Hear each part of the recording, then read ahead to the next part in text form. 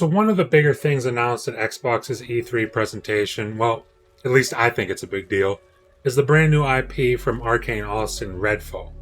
Announced as an Xbox exclusive, it kinda left people with some questions. I mean, obviously it's an immersive sim because it's Arcane, and that's what they do. Arcane are masters in this genre. But people were tentative when they announced that it would have co-op capabilities. And today we've got some more information on what we can expect from this game, and this info comes in the form of some leaks of both screenshots and actual info on the gameplay loop. And I'm definitely excited about all this, so let's just get right into the video.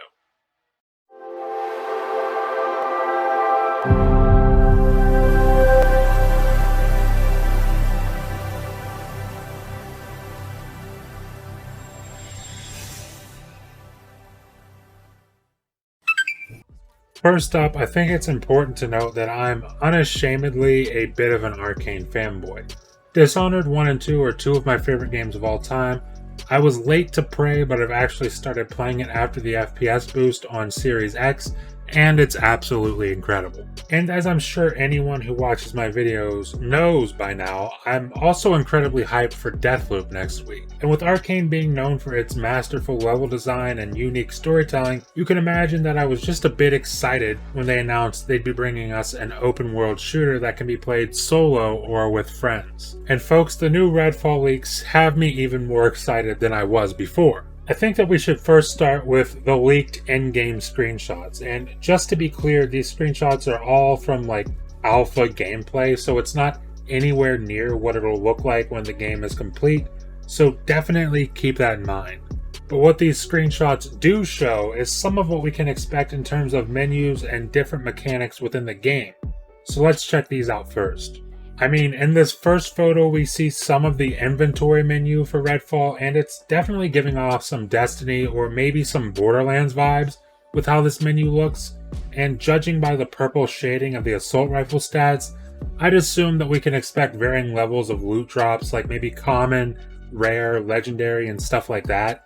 And you can also see that just like Borderlands and Destiny, it gives you the option to scrap it for parts, which I'm assuming can probably be used to either trade for equipment or better yet upgrade your current equipment. And the thing I find most interesting with this screenshot, well, actually it's two things, is the Memento and the Remnants tabs. I'm really intrigued to find out what part those things play in the core gameplay, and since the game is character based, I'm wondering if different characters will offer different mementos, or are they just scattered throughout the world to find at random? It's definitely something interesting to think about, and obviously I'm sure we'll get more answers as we get closer to launch. And then there's this screenshot which has me intrigued because it certainly implies that there could be a third-person, first-person toggle. And this is obviously speculation on my part. I mean, honestly, it could just be that the character is performing a certain action that makes the camera go third person for a moment. But either way, I found it fascinating because I can't remember any Arcane game that lets you see your character from a third-person view. So I'm definitely going to be keeping tabs on this to see what info comes out later. And up next, we've got some actual in-game first-person screenshots. And with these, we get a really good look at the HUD as well as some weapon models. And again, keep in mind this is all alpha footage, so it may look a bit flat, but it's definitely got me excited. And also, the move from Void Engine to Unreal Engine 5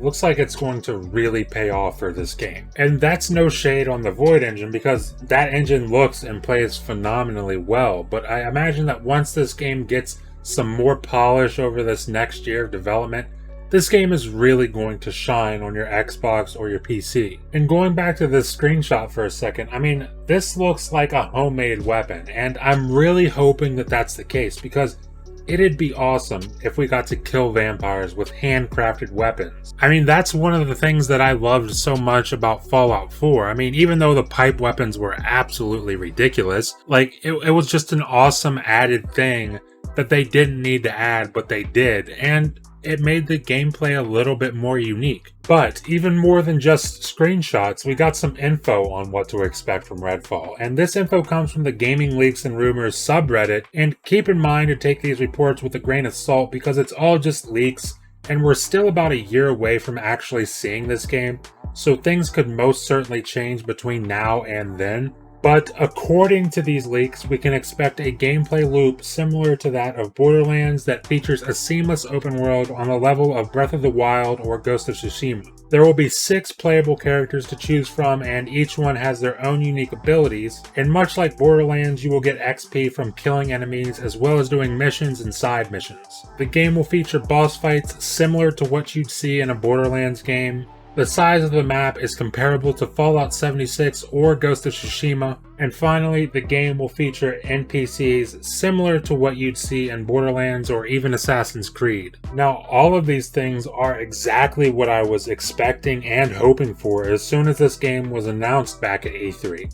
And I'm 100% on board for all of this. I like the general gameplay loop of Borderlands, and I think it's safe to assume that the storytelling will be excellent considering the fact that Arcane doesn't miss at all when it comes to storytelling. Not to mention Arcane's knack for creating really unique abilities that can alter anyone's gameplay experience, and it opens up the possibility for multiple different playthroughs, whether you're playing solo or with friends in the case of Redfall. But out of all of this, I think the thing that made me most happy to read is that the map size is going to be huge. Because I'm not gonna lie, when they announced that it was open world, I kind of rolled my eyes like, yeah, sure, but how open world is it really? And if it's anywhere near the size of Ghost of Tsushima or Fallout 76's map, then I'll be absolutely ecstatic. Especially considering the fact that Arcane builds worlds that you can just sort of sink yourself into. But they've never built something on that scale before. It'll be interesting to see how they handle a giant open world setting like this. But that's all I've got for this video, and as you guys can probably tell, I'm hyped for this game, and I'm looking forward to the day where we finally get an official look at what this gameplay has to offer. But are you guys excited for Redfall? And if so, then what has you most excited about this game right now?